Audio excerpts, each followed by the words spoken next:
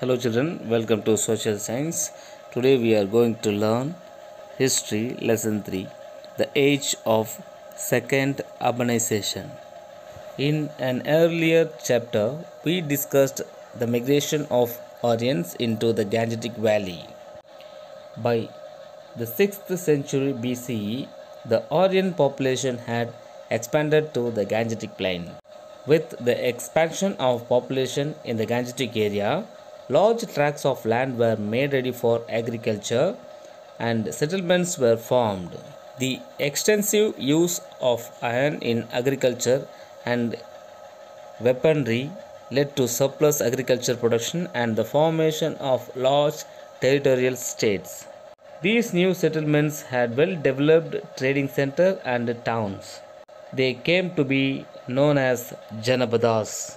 This time period, which witnessed large scale growth of urban centers and towns in Middle Gangetic Basin, came to be known as the period of second urbanization.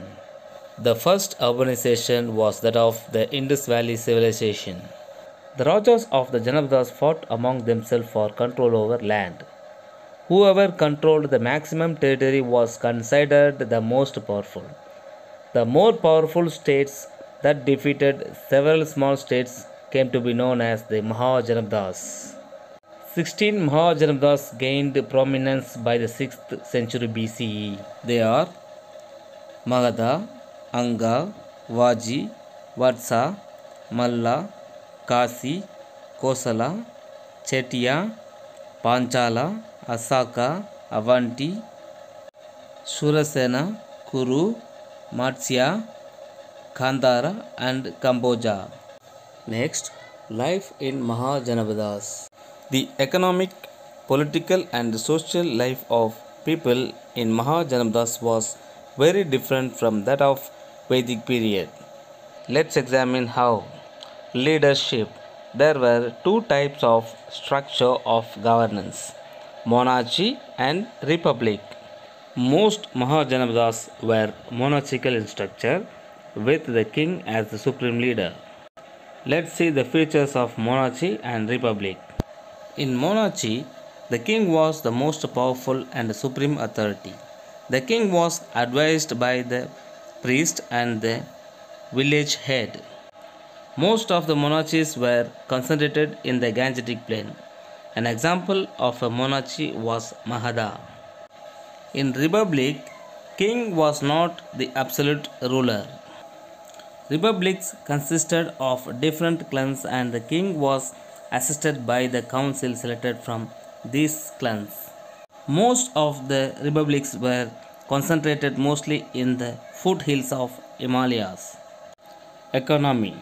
The Raja of Mahajanapadas began to collect regular taxes from common people who were engaged in some form of employment.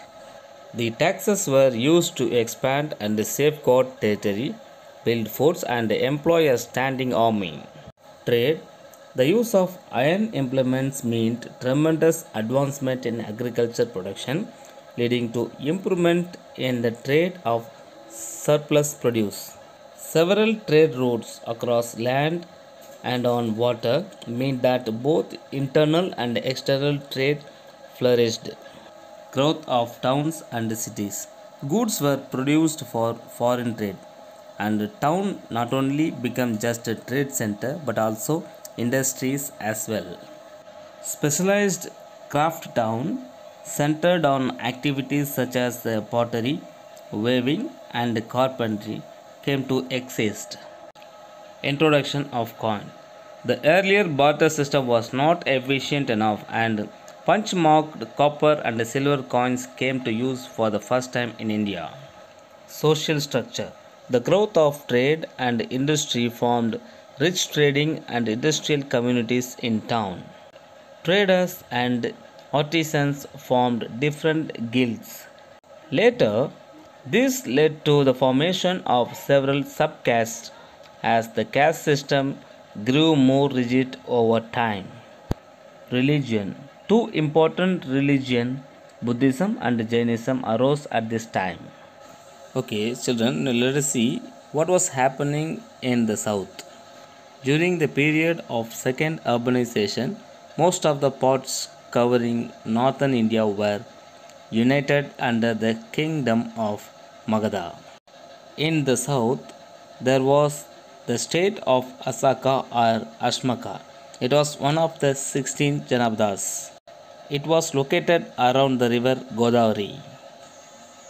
Early epigraphic evidences from South India began to appear from about the 5th century BC in the form of Tamil Brahmi inscription, reflecting the southward spread of Buddhism. Tamil Brahmi was a variant of the Brahmi script. It was used to write the Tamil language. Children, during that time, that is the second urbanization, there was a country, that is the one of the 16th Mahajanabdas was in South India.